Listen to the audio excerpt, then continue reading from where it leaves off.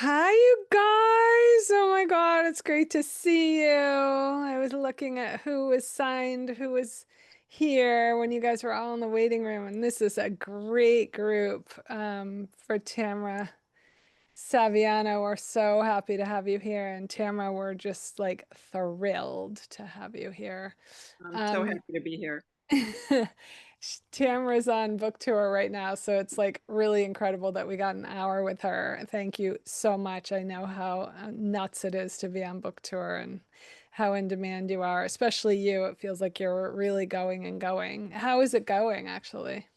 It's great. I'm two book events in, and I've got I think 12 more this fall. So it's going great though, and I'm getting great press on the book. And I mean, it's been very well received, and it's a very inside baseball book, so that makes me happy.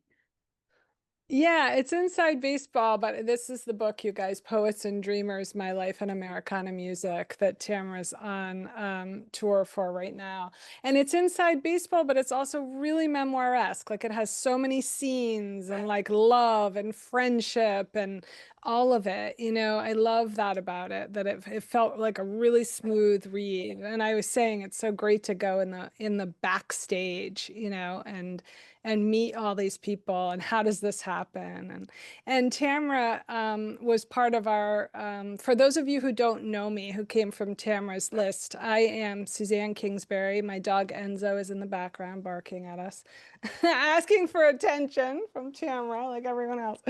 Hi. um, and I run a 10-month postgraduate program called the Gateless Writing Academy. And Tamara was in there this year, and she's going to come to the Gateless teacher training when she's not on book tour. And we just like welcome you with warm arms to the Gateless community. You have been an incredible addition to it. And yeah, and she already was quite accomplished as an author. For those of you who know, she has multiple books out there, and one of them was made into a documentary film. And she's also got her, writing stars in documentary filmmaking. And so it's just incredible to have you here and talking about the creative life. And I want to start, Tamara, right in just asking you about the creative life. Like, I want to know for myself how you balance everything. Like, how have you managed to have this huge life that is an integration of so many mediums?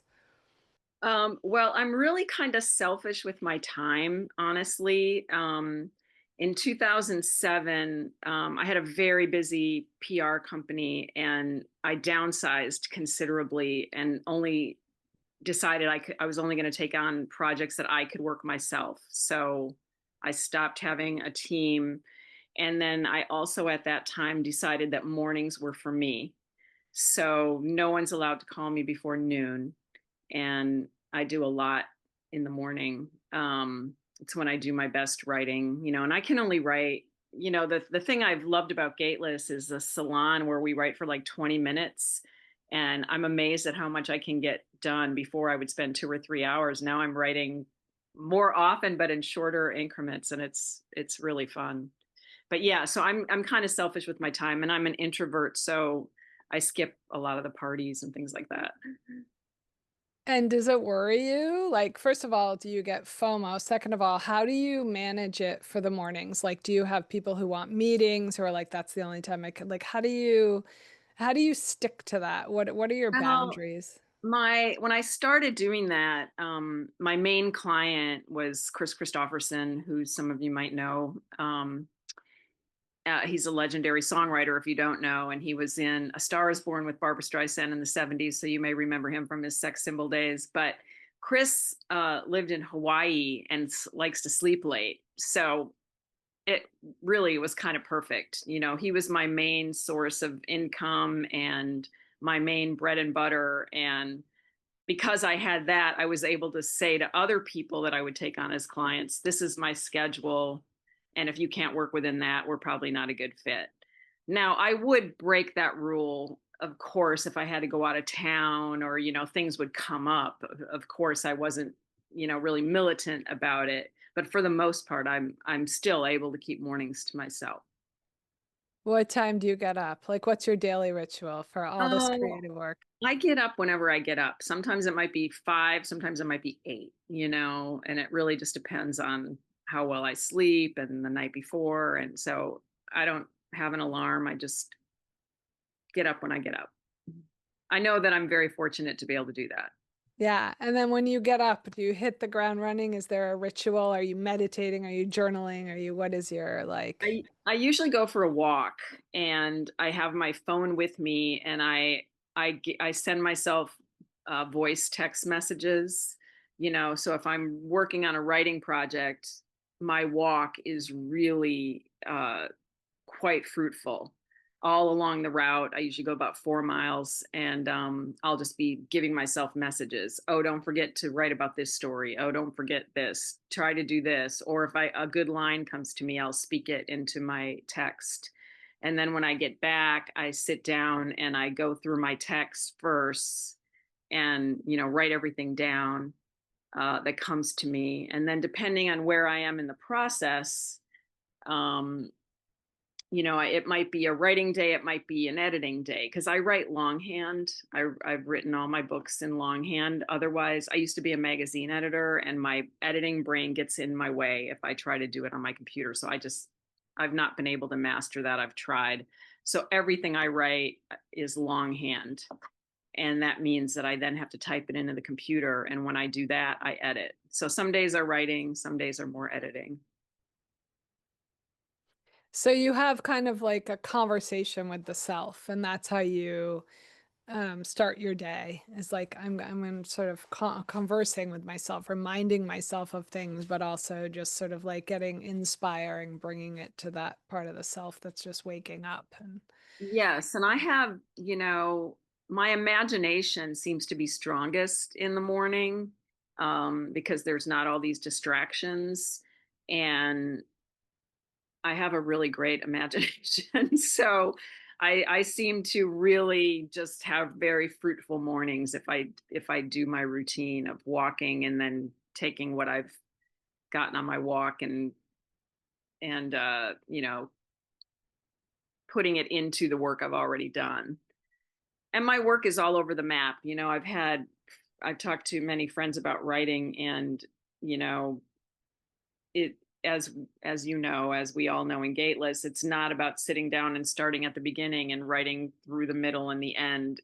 My writing is a mess. It's all over the place, and then I have all these puzzle pieces that I then later have to put together in a narrative arc and fill in the holes. And I mean, yeah, it's a mess, but it's and a good. while and it's a good mess. And while you're kind of because we were just talking how your book was 300,000 words and you had to get it, to cut it in half, and that's a big thing to cut that much Huge and to job. know what to cut.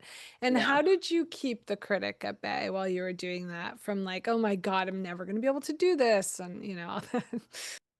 Yeah, well, I wrote that book before I found Gateless, so I'm much better at keeping the critic at bay now. After going through Gateless, what a revelation that was! But at the time, yeah, I mean, I would have this.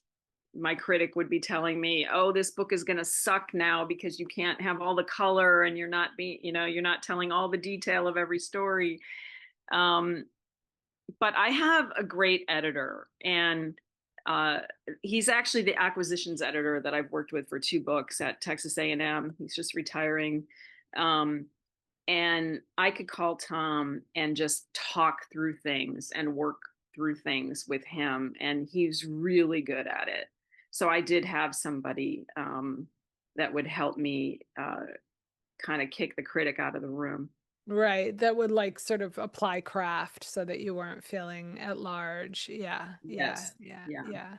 And when you did that to cut that much, like half of the book, which is such a big deal, Mhm. how did you manage to make those choices? Were they like, we'll acquire the book, but you have to cut it in half? How did that whole thing go? Because I think a lot of people worry about that. Yeah, well, I had a contract before the book was written because I had done a book with the Texas A&M University Press as the publisher on this book, and they published my Guy Clark biography. So I'd worked with them through a book cycle and love them, and they're so good at what they do. So when Tom told me, that the book had to be 150,000 words instead of 300,000 words, um, I went through and started, really what I did. And I sort of wish I could do it over now post Gateless, but I went in and I cut a lot of the stories down. I took a lot of color out. In retrospect, if I had to do it again, I would probably tell less stories and leave the color. But at that moment, I chose to tell more stories with less color. If that makes sense. So I was just really cutting these stories down to kind of bare bones. And then there were some stories I cut altogether.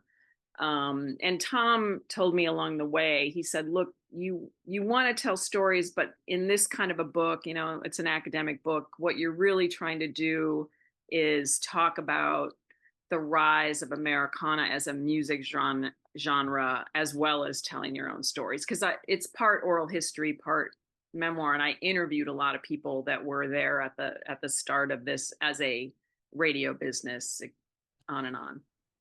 Yeah, I was actually going to ask about that because the book reads, for me, it read like a memoir because it has the scenes, even though there is so much primary research in there and there's, the global frame of what was going on at the time. And it really is sort of, Americana becomes kind of a character in the book that's rising to its full bloom in many ways. And you were like running along with it and facilitating that rise, it felt like.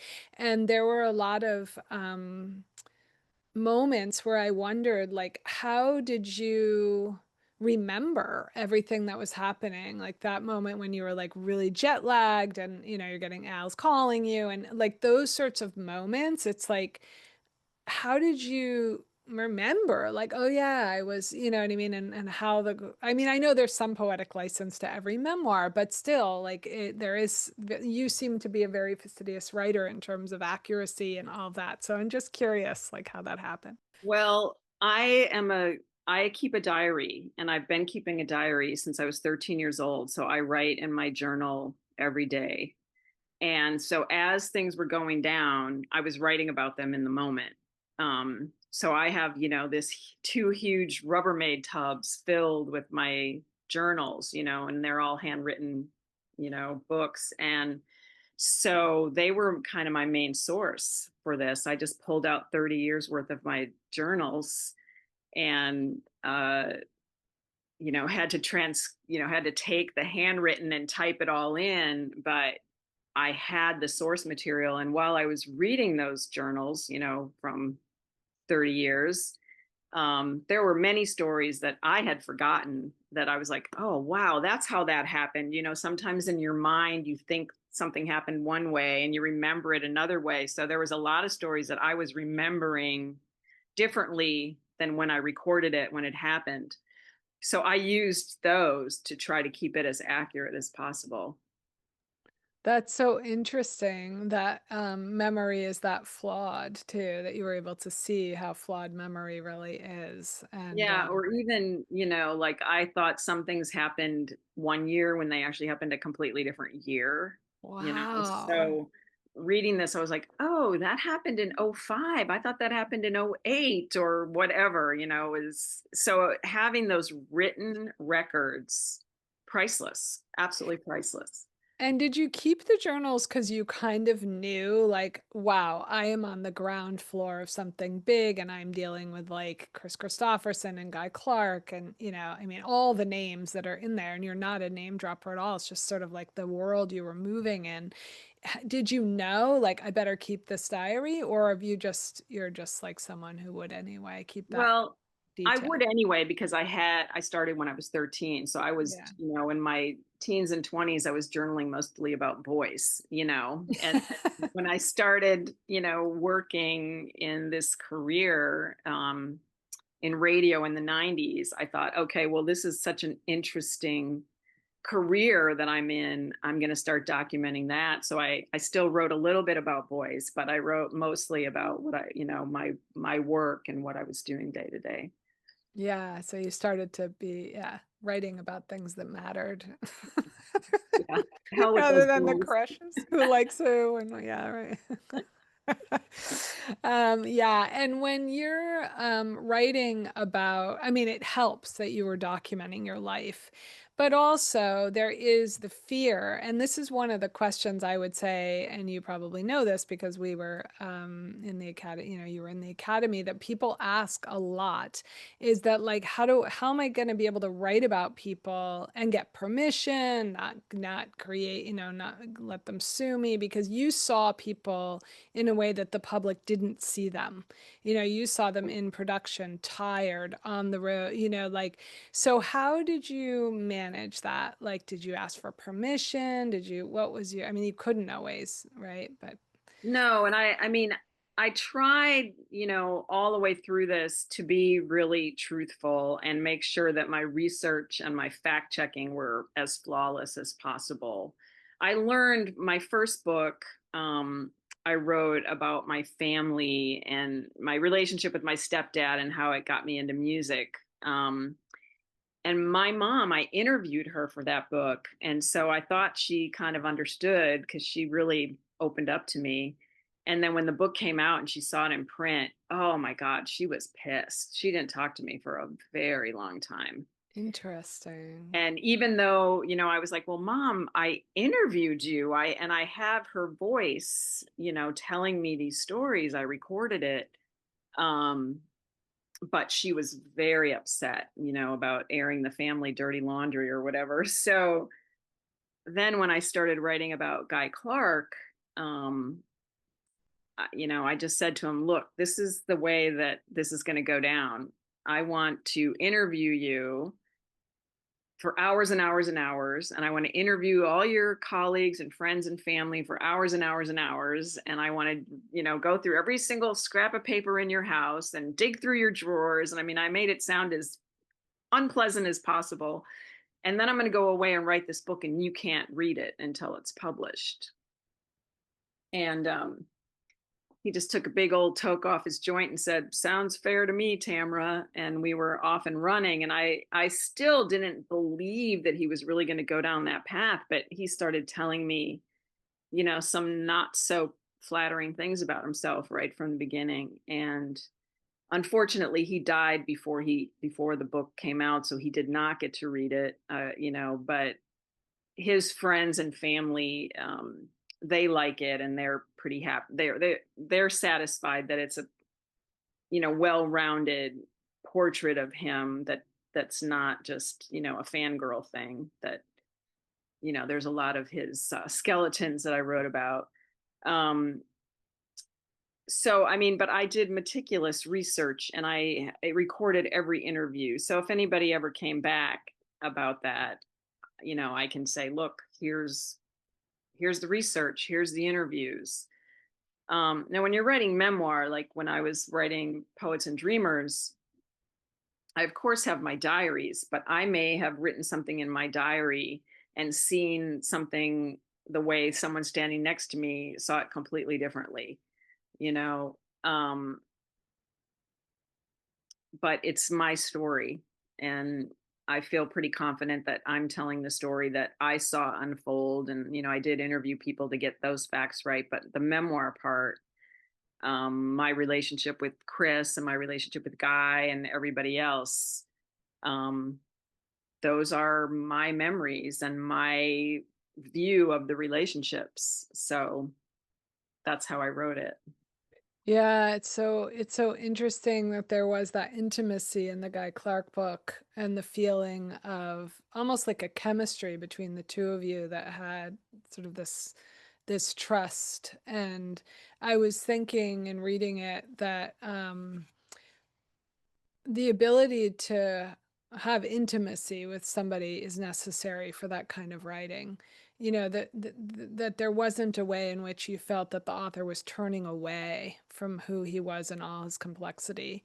And really that's why we read, about somebody like that. We don't want to know them as the public figure as much as we want to know who they are, in their depths. So you have to be deep, to be able to go there. You really felt that with the narrative. It was really beautiful, sort of in the white space. Thank Yeah. you. Janice O'Leary, who was in the academy with you, she's asking, how long did it take for your mom to come around when I think that's your first book, right? Yeah. Yeah, so that book came out in 2014, and my mom died in 2016. So it was more than a year. When she got sick, uh, she called me. Like, she got lung cancer, and as soon as she was diagnosed, she called me. And thankfully, we spent the rest of her life, repairing what, you know, how I had hurt her. And, we had some tough conversations, and I'm very grateful that we ended, on a good note. But it did take her getting sick to call me. I'm not sure what would have happened if, she was still alive now. She may still not be speaking to me. I don't know. And that was hard on me.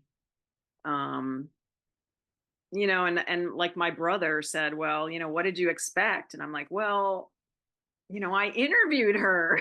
So I thought she was cool with this. But I think it's different to have a conversation with your daughter and then see it in black and white, because my mom was a classic enabler of an alcoholic. And I called her on it in this book, I mean, I called her on it in real life too, but she kind of put that out of her head. But when I was calling her on it in print, yeah, she was not happy.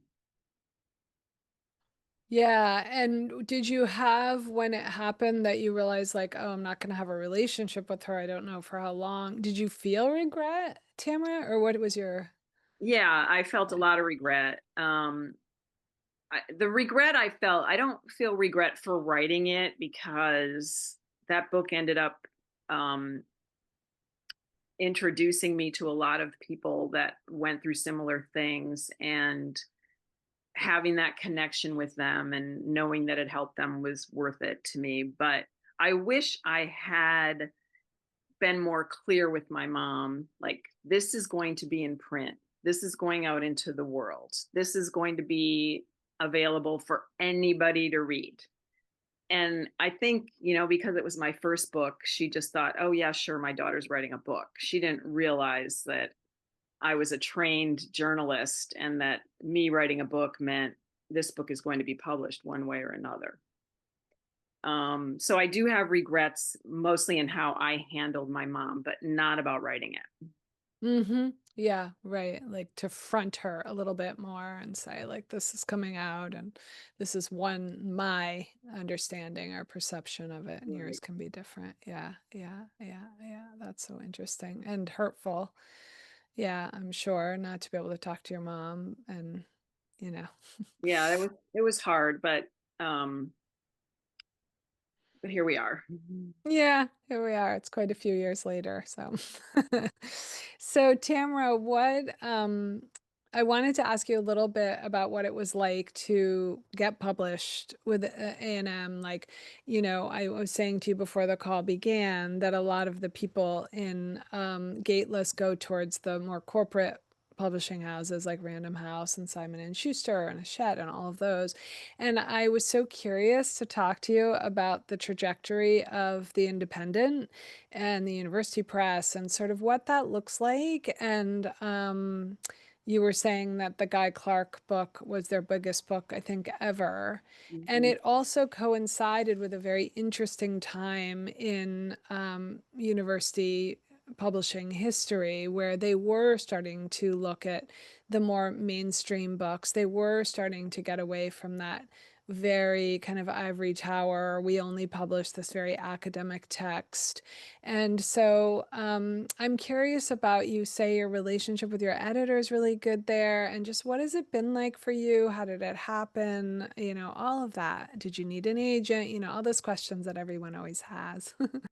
Yeah, so I had an agent for my first book, Frank Wyman, and in New York, and he got an offer from, I think it was Doubleday, for my first book, and I didn't like the offer, and I didn't like that they wanted me to change my cover. I already had my cover picked out, and I didn't like because I've done so many other creative projects. I'm a record producer, and I did not like what they expected from me as a creator, as a writer.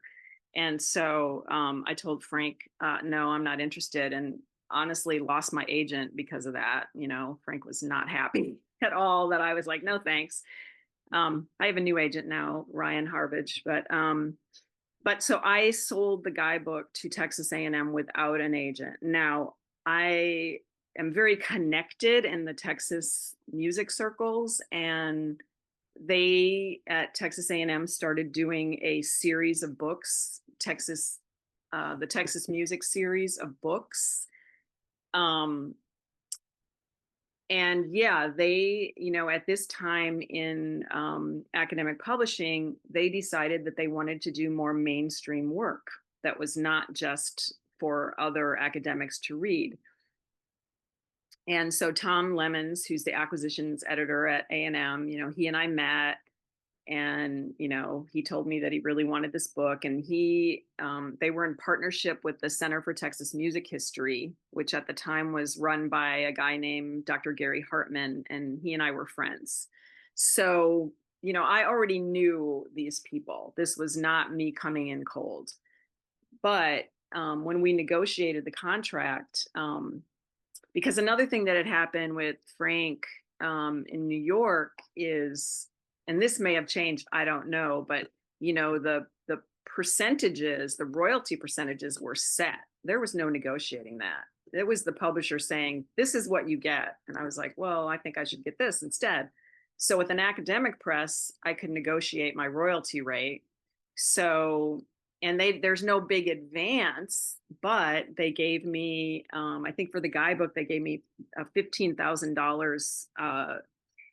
It wasn't an advance, it was just like, here's $15,000 for your research and travel to begin with, and then that's not recoupable. And then I negotiated a 25% royalty across the board on hardcover, paperback, ebooks. There was no such thing as audio when I did my guidebook, or it wasn't big, so that's another thing. And I got to choose the cover. I had complete creative control as long as I stayed within my word count. Now it does go through academic, peer review and faculty review, but I found those processes to be really easy. In fact, I would have liked more comments than I got. Everyone was like, "Oh, this is great. I like how you did this." Maybe it was kind of gateless before I knew gateless, but so I actually like the process that there were very specific people, English professors and other people writing about music, that were my first readers. Um, and then the book never goes out of print at an academic press. So it stays in print forever. My contract with them was for 7 years. I have all the rights back, but it's still in it's still in print. I also could negotiate that I didn't want them to have film rights because I was going to make a documentary. So they were fine with not having the film rights, And on my new book, on Poets and Dreamers, they gave me the audio rights. So the Audible is all mine. Um, there's just more room for negotiating than I found when Frank brought me to New York. Now things might be different in New York now. I don't know. And if I were writing fiction, an academic press would not be a good place for me. So it really, I think, depends on what you're doing. Yeah, that's so interesting though. There's such a malleability to the contracts, and especially I think in certain university presses, like Texas, and actually the southern presses are a little more able, they're warmer to the author, it seems like, than the Northeast presses, which is sort of interesting, of course. You know, as soon as I go down south, I feel like, ah, so warm here. Everybody's so nice to me. Yeah, I mean, Texas A&M has been absolutely wonderful to work with, and I love everybody there. Yeah, yeah, it's a And they great. have great distribution because they've been around for so long. So when they negotiated their distribution deal with Amazon, back in the early days, they made a deal with Amazon that Amazon could not return product. And that deal stands to this day. And that's Wow. huge. Oh That's my huge. God.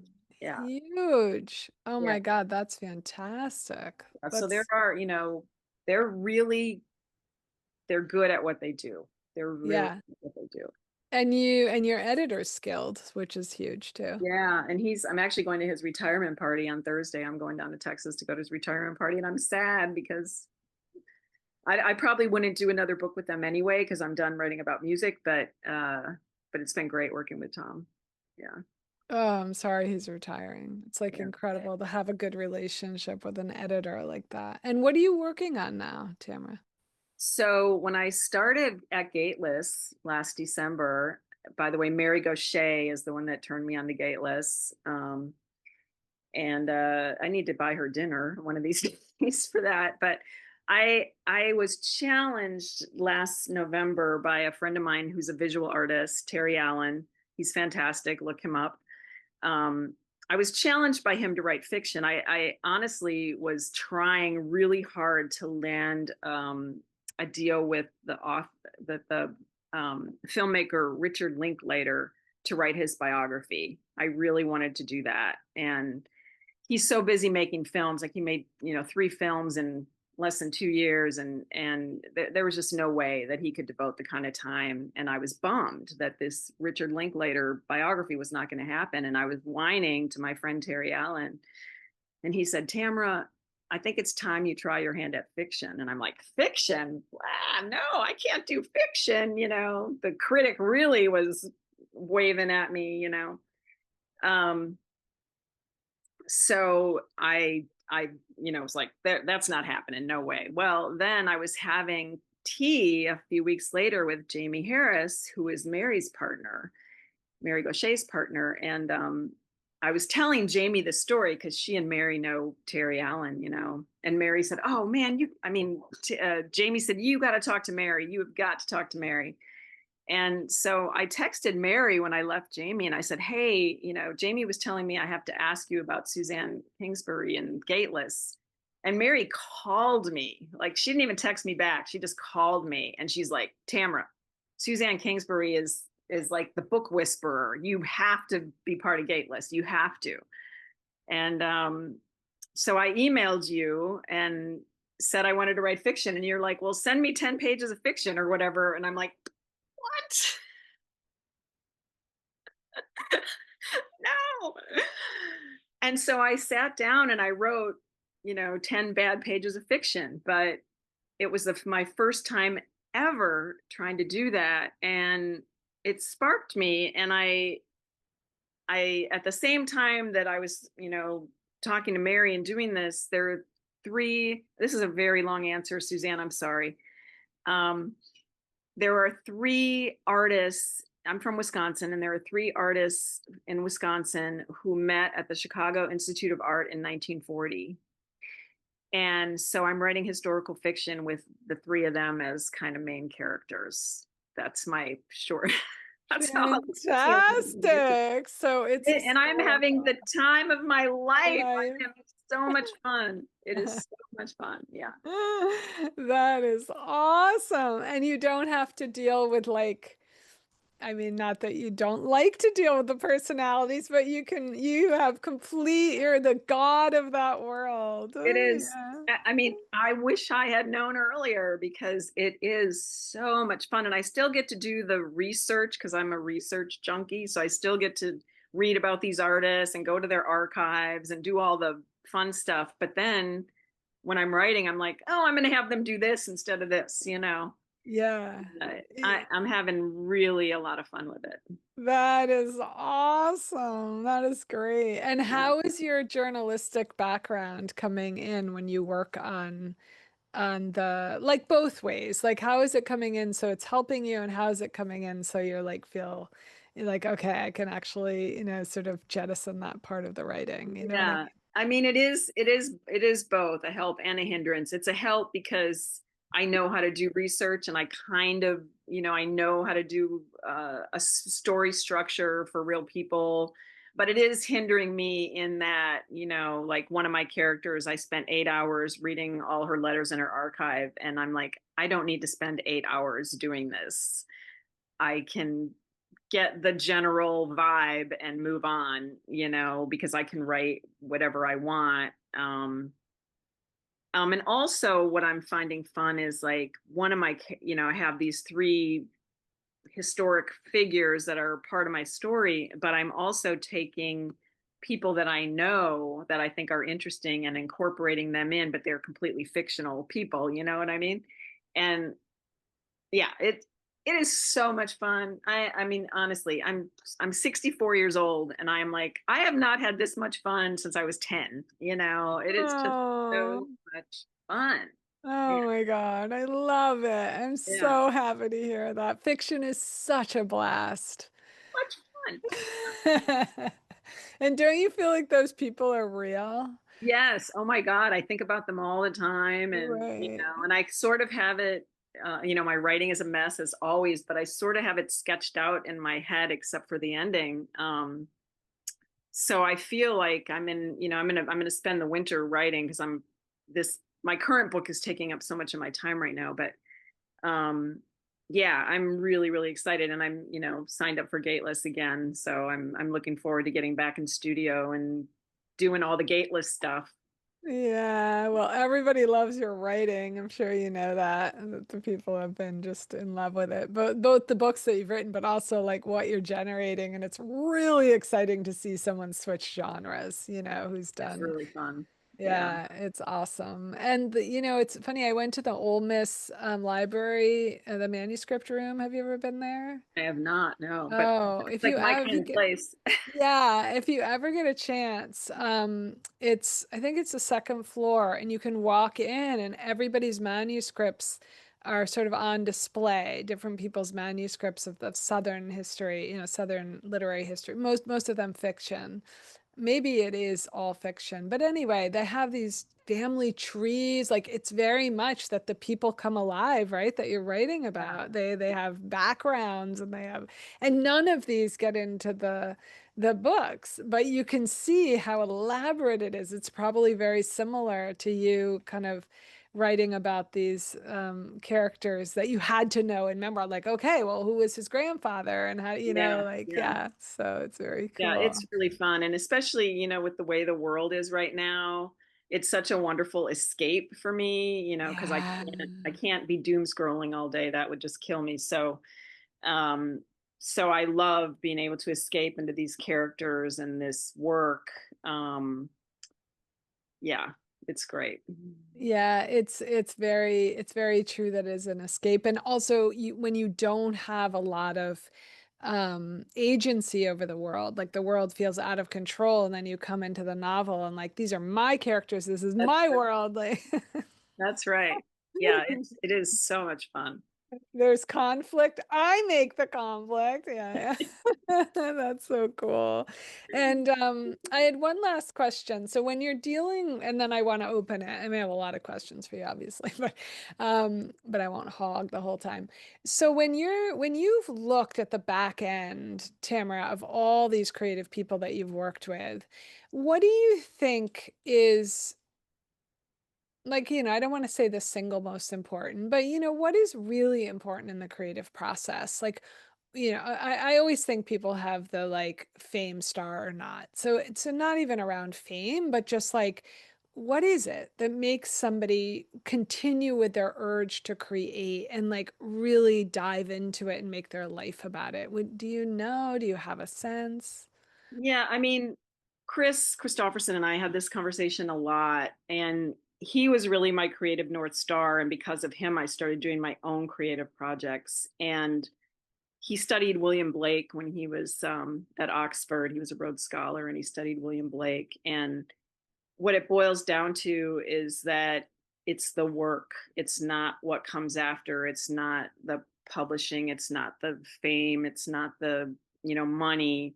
It is the joy of the work and the doing the work. And I'm paraphrasing because I can't remember the William Blake quote the way that Chris does, but William Blake said something about that if you don't do creative work, sorrow will follow you through your whole life and into eternity, that we all as humans really will be happier if we create.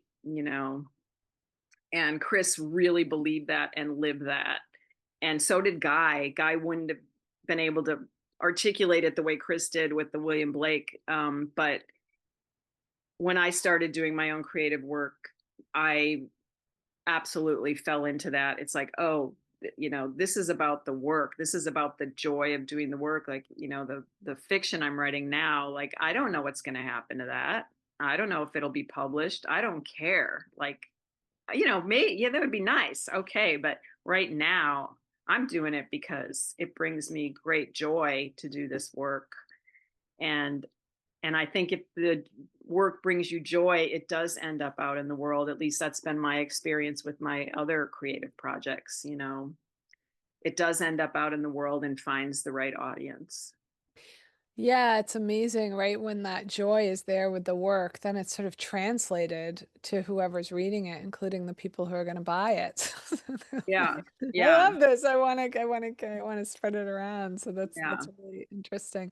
Yeah, and maybe would you say that there was a way in which they were able to do business with the thing that kind of stops us from following the creative urge, or did you see that across the board? Was it really different for everyone? Like, do you know what I Yeah. I mean? mean, I think it's different. Some people, like, Chris got very lucky because his film career took off. And so he was making money in film that supported his music. you know Guy, he didn't care if he had any money. He was just going to be a songwriter and he was going to go out and play his songs for the people, and he managed to make a living at it. When he died, he wasn't a rich man, but he made a living at it for more than 50 years. That's what he did. And he wasn't motivated by money. And I think that I have seen, especially working in the music business, that people go into this completely motivated by fame and money. And if you're really lucky, great, but that normally is not going to get you very far. Yeah. Um, I've always had a day job to support my artistic habit, and I'm fine with that. To me, like, somebody was asking me the other day about poets and dreamers. It's like, is this going to make you any money? And I'm like, well, it's kind of like playing golf. Some people pay their course fees and they buy golf clubs and they do all this and they go play golf. I write, and maybe it'll bring in some money, maybe it won't. My guidebook did really well. If it does half of my guidebook, I'll be happy. I mean, it doesn't really, to me, I'm doing it because I want to do it, because I love doing it. That's beautiful. And if I make money, that's just icing on the cake. Yeah, that's beautiful. And for Chris Christopherson, it was a lot better than him going to West Point. And so Yes, exactly. Yeah. I was That like, was wow, those are like two very different trajectories. yeah. Oh my God. I just remember being like, it was sort of like he was my first man crush. Do you know what I mean? Like Yeah. not the boys in my, it was like, oh, that's a man and Yeah. I'm gonna be a woman someday. I can tell just from looking at him. Yeah, he did that to a lot of women. Yeah. Yeah. So beautiful. I mean, he's such a beautiful man. Yeah. Yeah, and he was beautiful inside as well. So, Yeah. It sounded like he was just a tender, sweet, yeah, kind really person. all of that. Yeah. Yeah. When I go to Marshall Chapman's house, she has Their well, house she is lives out. in, Okay, God. oops, Carly, Yeah, you're on, baby. it's gonna be Let really me try fun. to I get think it's her gonna. out of here. Okay.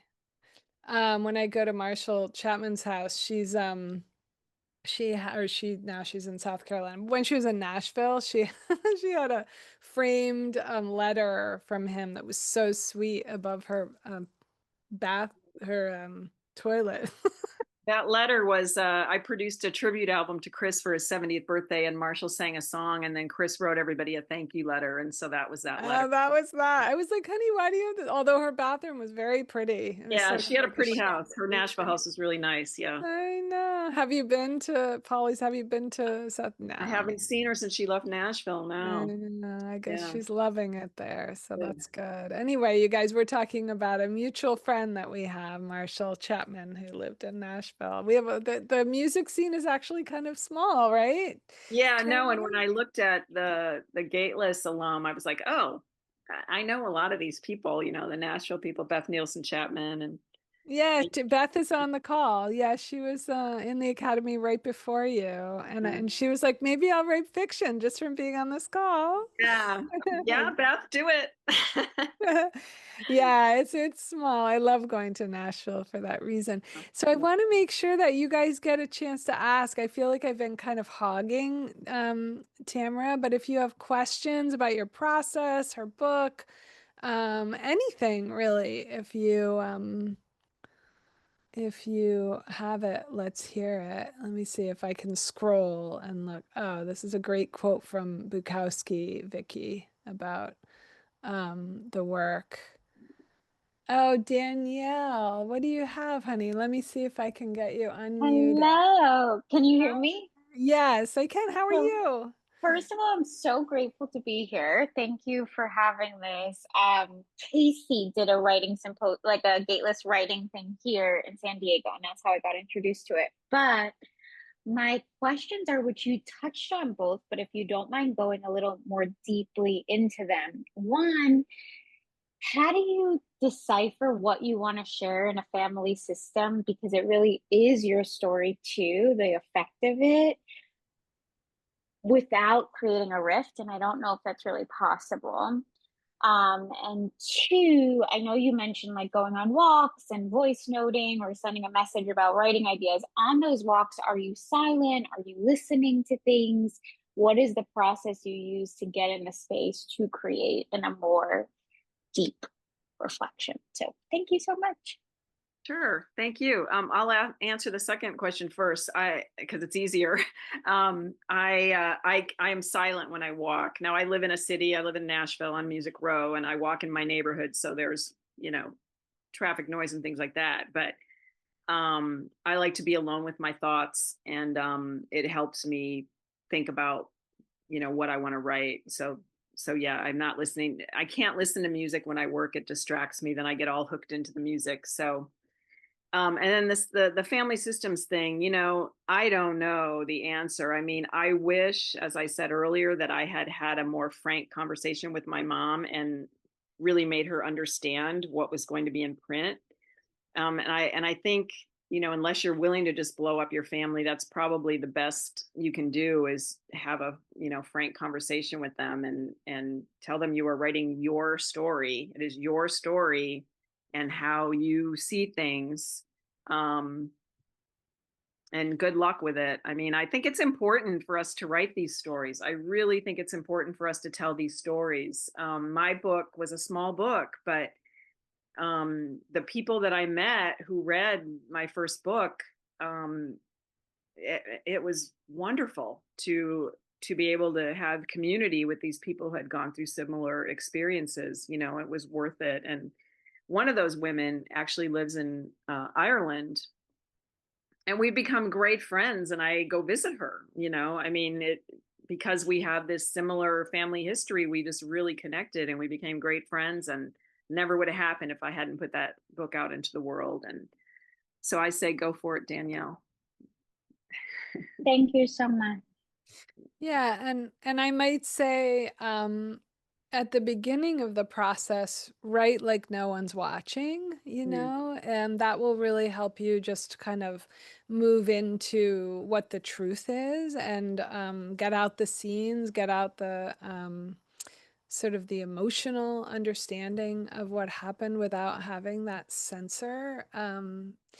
I feel like one of the things that I feel with your books, Tamara, is that there's this authentic, raw, emotional understanding in the white space, but maybe stuff was pulled, and that's okay to pull it later and to not really know and to know that the only thing you can know is that you have editing power later. And so when it's not going out yet, you can really just enjoy writing the truth and Absolutely. sometimes moving through big rage and big vitriol and big sadness, and then allowing yourself to see like where in this is the scene, and where in this is the description, because no one can really fight with description and scene. It's just like, well, it was snowing and she was wearing red and I came downstairs and she had dumped my entire box of albums on the floor. You know what I mean? And it's like that's what I Yeah. remember that's happened. So yeah, Change is some really powerful. And, I will say to anybody that's here that has not gone through Gateless, I mean, learning about craft and Suzanne, your lectures, I mean, those are just gold. I mean, the craft is so important. And I think Gateless teaches that better than anybody I've ever run into. So thank you. Thank you. Yeah, craft is so important and people don't even know they need it. You just sit down and write a book and wonder like, why doesn't this look like the other books or does it look like the other books? And Yeah. craft Yeah. craft helps you know that for sure. But it's Danielle, what a good question.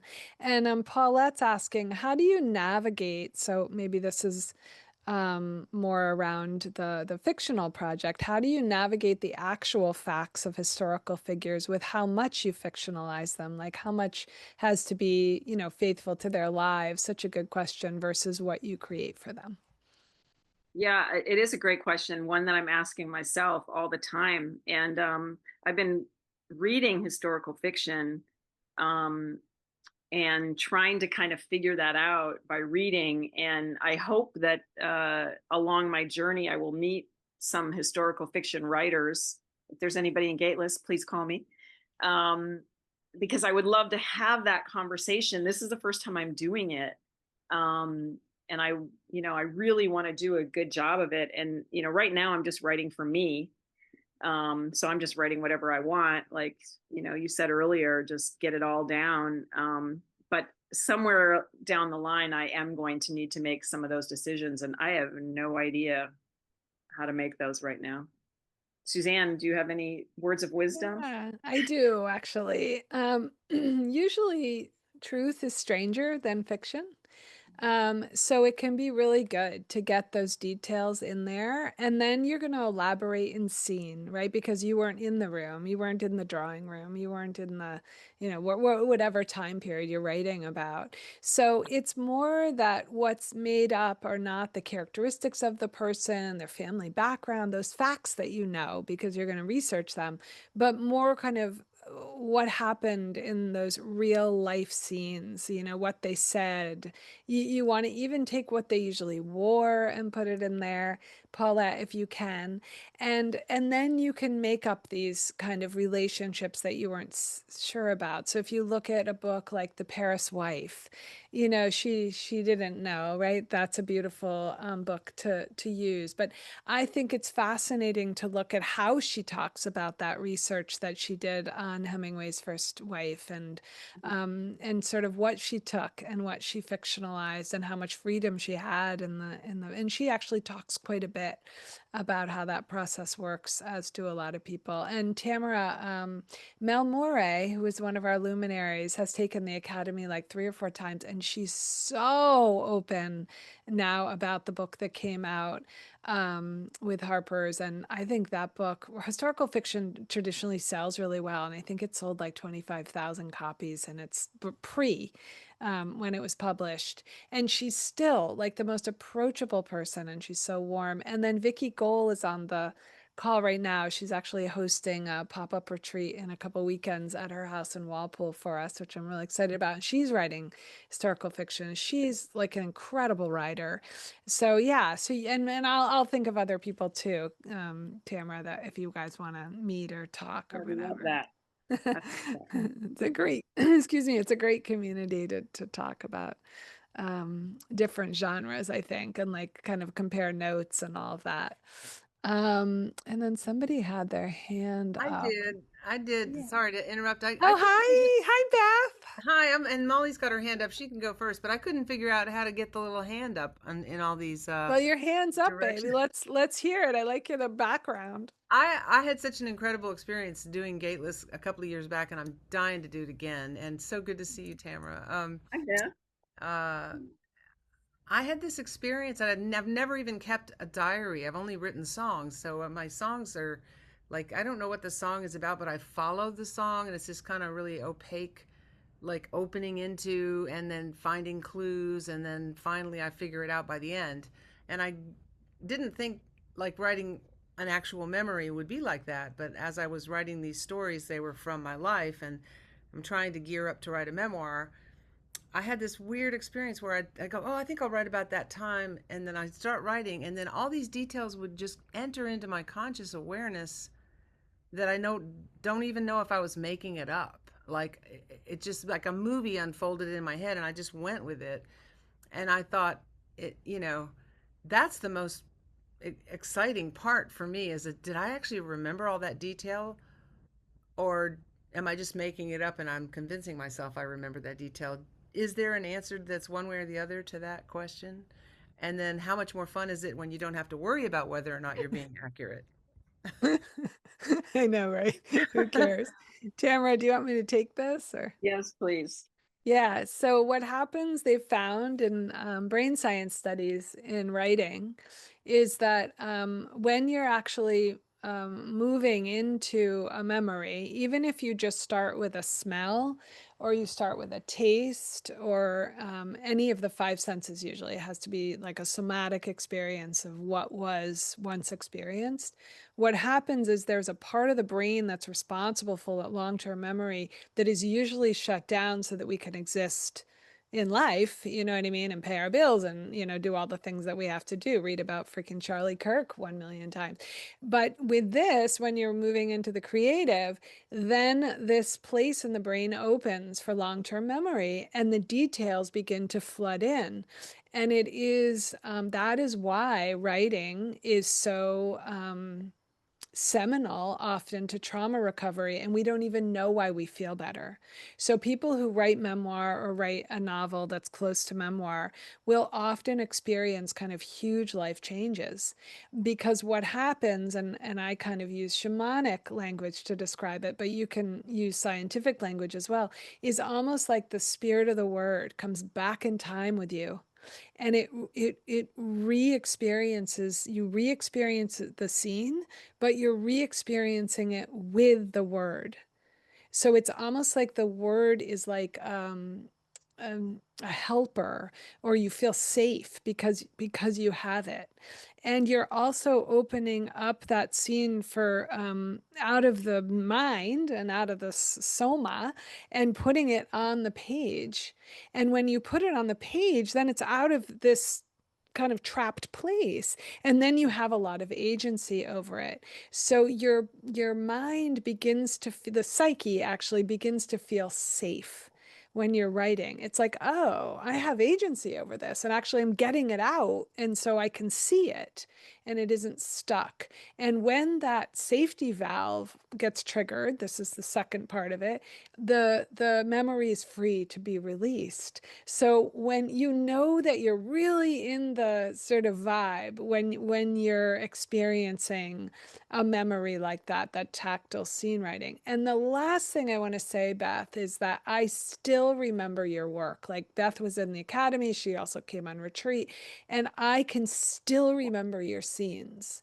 Like, the young scenes or the scenes of meeting the husband or whatever it was, because you have the ability to move in a tactile way in memory. It is cinematic. It feels like I'm watching it. So I just want to kind of mirror back to you that this is also being experienced by the reader, which I think is really cool. Like you're seeing it in your mind, but so am I. I'm seeing a cinematic scene as well. And that's one of the reasons I think Tamara's work also sells really well, is that she's not just telling the story, she's showing it. There are these very tactile scenes in the book that describe like this is what happened when this is where we were, and this is what I was smelling, and this is how I was feeling, and this is, you know, how the guy's voice sounded when he asked me, and you know, all of that is also there. So I think it makes for really good craft when you're able to do that. I'm sorry if that was kind of a long answer. No, that was great. Um, That totally. And Tamara, when you were, so you've done these two things. I loved your memoir, by the way. I've just loved your writing so much. When Oh, you're thank you, writing Beth. from your, now you said the word fun a lot of times. So I'm now kind of like, I think I might try the fiction thing. So do you find it there's a difference when you're up and running and rolling? Yeah, well, I think, well, first of all, Beth, you're already writing fiction because your songs, your songs are all cinematic, I mean, I've had the pleasure, for those of you that don't know, to be listening to Beth's music for many, many years. So, um, but yeah, I think, when I was doing the Guy book, and Beth, Guy, I was trying to get it right. I was like, I have to get this right. This is such an important story. And with writing the fiction, I just feel like I have so much more freedom, and I'm not so uptight about getting it right. And I don't know what I'm doing, but I'm having a really good time with it. So yeah, I think you should do it so we can go have coffee and talk about it. I do too. I want to come. Molly, honey, let me see if I can get you unmuted, or you can unmute yourself. There we go. Hi, Mom. Hey, Tam. Oh my God. I know I could probably just ask you over coffee, but uh I mean, this is so fun. I feel like this is only in the last couple weeks that I found out about this, and I feel like I'm about to meet a bunch of new cousins. So, and Beth and Mary Gaucher, and anyway, Suzanne, I've really, I've started reading a bunch of stuff, and everything you comes in my box. Anyway, my question is sort of multi-level, and maybe I don't even know what the question is, but about 2007, I finished a screenplay. I'm a filmmaker, but I finished a screenplay, and it was basically me vomiting up my life on paper, right? So it was a whole thing. And then 2 weeks after I finished it, I got diagnosed with stage 4 cancer.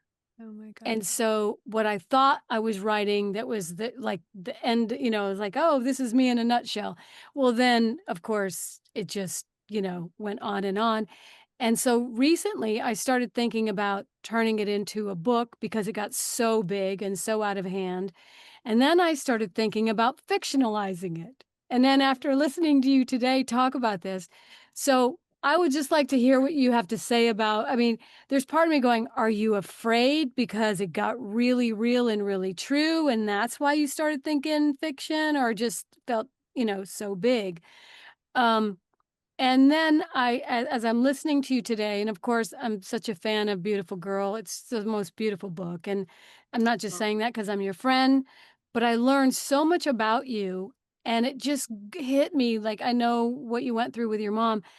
How much of you did you discover about yourself just by writing this? The thing, like, who were you at the end of this that you had no idea at the beginning? So that's a bunch of questions. If there's anything worth answering or responding to. Yeah. Well, I'll let Suzanne weigh in on whether you should write memoir or fiction. I think she'll probably have a better answer. But as far as me writing my first memoir, and Molly, you were there with me throughout the writing. Um, I think what changed in me is when I started writing, I was so pissed off at my stepdad. Like, I had so much hatred in my heart toward him because he was an abusive alcoholic, and I just was really bitter and really angry. And by the end of the process, I had so much compassion for him. And it surprised the hell out of me that I found compassion for him.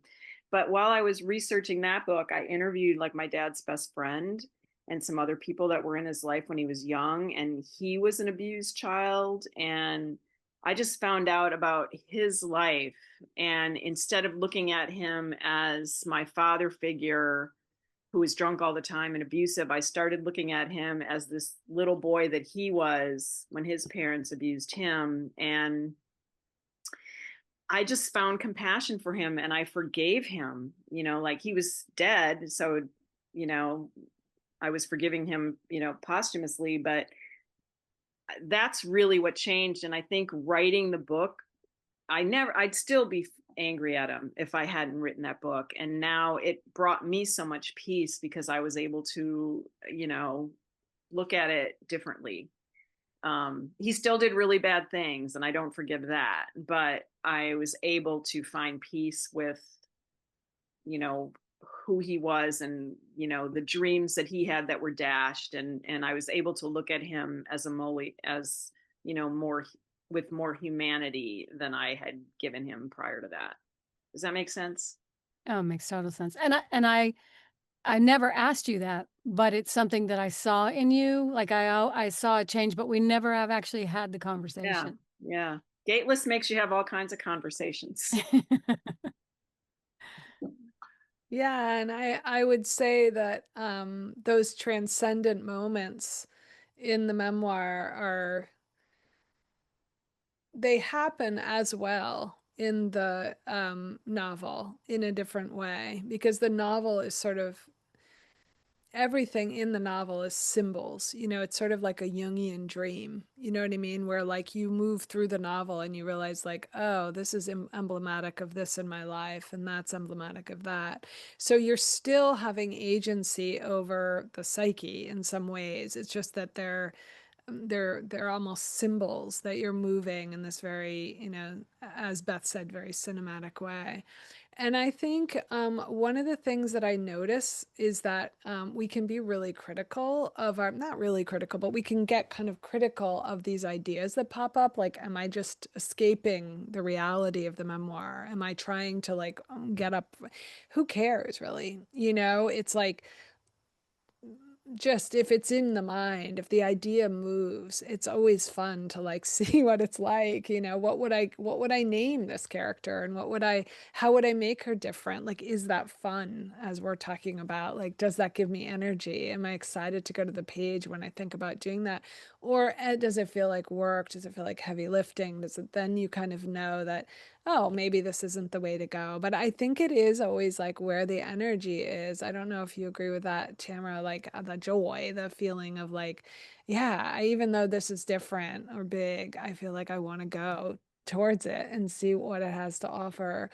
And I do think that the novel has a very, very different craft in some ways than memoir, but in another way, not. It's almost like the memoir wants to read like a novel, and the novel wants to read like a memoir with plot, with some kind of plot point that where the action rises to this height, and then there's this transcendent moment where that character gets what she needs, but maybe not what she thought she was going to get. That whole arc and all the ways that we move in the circular structure and the global frame and all those craft points that are a little different, but they're still kind of transferable from memoir to novel. So if it's turning you on, I think just like go for it and see what it has to hold. Yeah. It's a Thank you. beautiful genre. It's a beautiful medium fiction. It's just as Tamara said, it's just such a blast. And it's I think spiritual in many ways.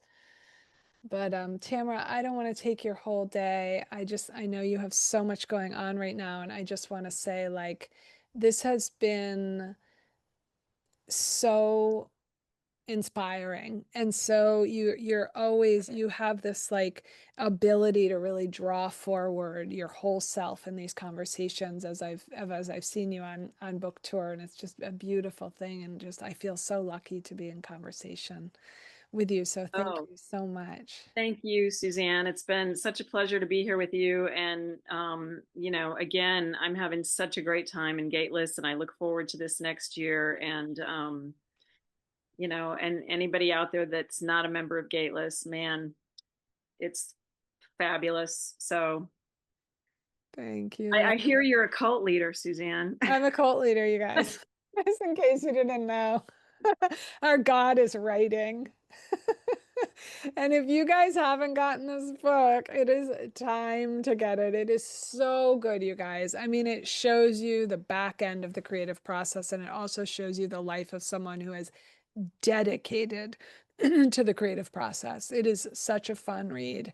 And Oh, it thank you. really just, it slides like you're going. But also Tamara has two other books, Beautiful Girls we've been talking about, and then her book on Guy Clark, and they're both fantastic. I feel so lucky that you're in the Gateless community, and yeah, just you're such a sister. So thank you for being here, love. Thank you. Thank you. Thank you, everybody, for showing up.